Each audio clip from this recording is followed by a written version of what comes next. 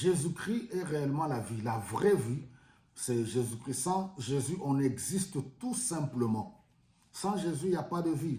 La vie n'est pas dans des coutumes, dans des traditions, les religions, toutes ces choses sont bonnes dans les rites, ni dans la connaissance humaine. La vraie vie, le sens de la vie, c'est Jésus-Christ.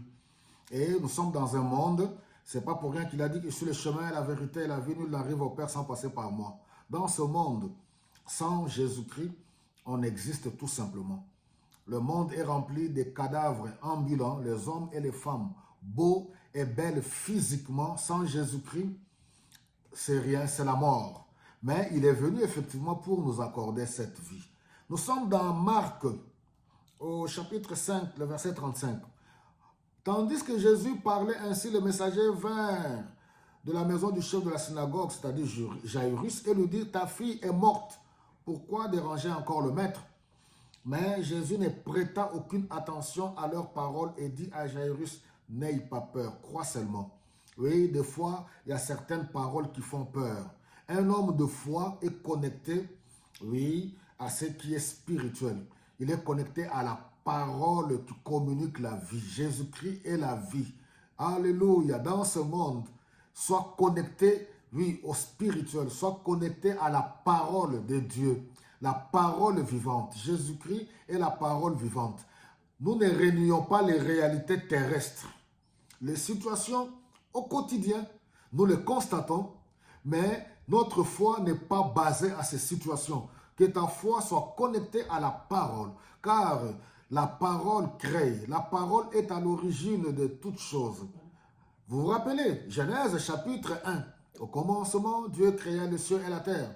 La terre était vide, la terre n'avait pas de forme, il y avait de ténèbres sur toute la surface de la terre.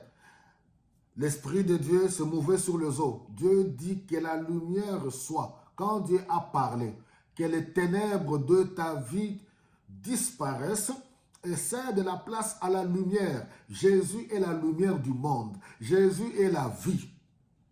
Il dit à Jairus, ne prête pas attention à tout cela et n'aie pas peur. Il ne permit alors à personne de l'accompagner, ce n'est à Pierre, Jacques et Jean, son frère. Je le répète, je l'ai déjà dit la fois passée. N'associe jamais personne. Ou bien, la sélection s'impose. Je m'exprime convenablement maintenant. Pour tout projet, tout ce que tu veux entreprendre, prie, aie le discernement, que ce soit pour l'œuvre de Dieu ou le business, tu dois avoir des critères. Prie que l'Esprit te révèle des bons critères de sélection. N'associe pas les gens par émotion, par sentiment. C'est mon ami, c'est ma soeur, c'est mon frère. Nous sommes du même village, nous sommes de ceci. Nous parlons de la même manière.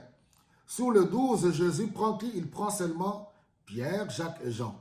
Alors, ils arrivèrent chez le chef de synagogue où se vit les gens très agités qui pleuraient, se lamentaient à grands cris.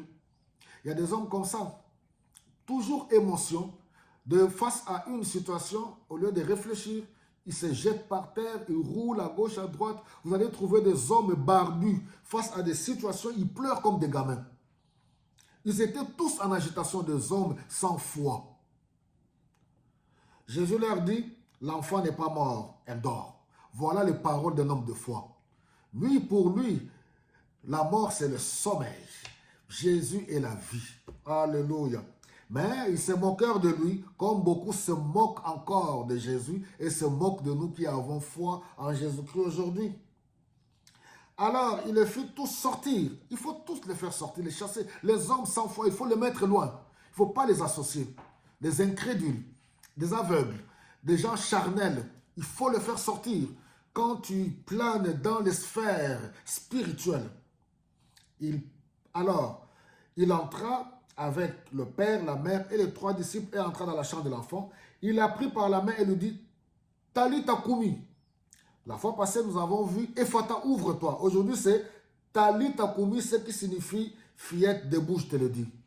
Toi qui es par terre, les situations qui t'ont cloué au sol. Aujourd'hui, je te dis Talitha Koumi, lève-toi. Quelle que soit la grandeur ou la profondeur du péché qui t'a cloué, Talita Kumi, lève-toi. Jésus est venu pour toi. Alléluia, pour te communiquer la vie, que le péché ne te cloue pas au sol. Le diable n'a aucun pouvoir. Il a été vaincu à la croix de Golgotha. Ne laisse aucun péché te clouer au sol. Ne laisse les regards de personne te clouer par terre. Je parle à quelqu'un, oui, en ce jour, lève-toi. Ne laisse pas cette situation négative dans ta vie te clouer au sol. Tu n'es pas encore arrivé. Ce n'est pas le terminus de ta vie. Oui, le meilleur est devant toi. Lève-toi, lève-toi. Talita Kumi. La fillette s'est mise debout. Elle s'est mise debout. Elle se leva, elle n'avait que 12 ans. Et voilà, une fois de plus, Jésus leur recommande de ne pas parler. Ce n'est pas encore son temps. Ce n'était pas encore son temps. Ne reste pas au sol. Lève-toi. J'ai dit à quelqu'un aujourd'hui, quel que soit ce que tu vis, quel que soit ce qu'on t'a dit, la maladie, la dépression, je ne sais quoi, le péché, oui, quel que soit, ne reste pas par terre. Lève-toi.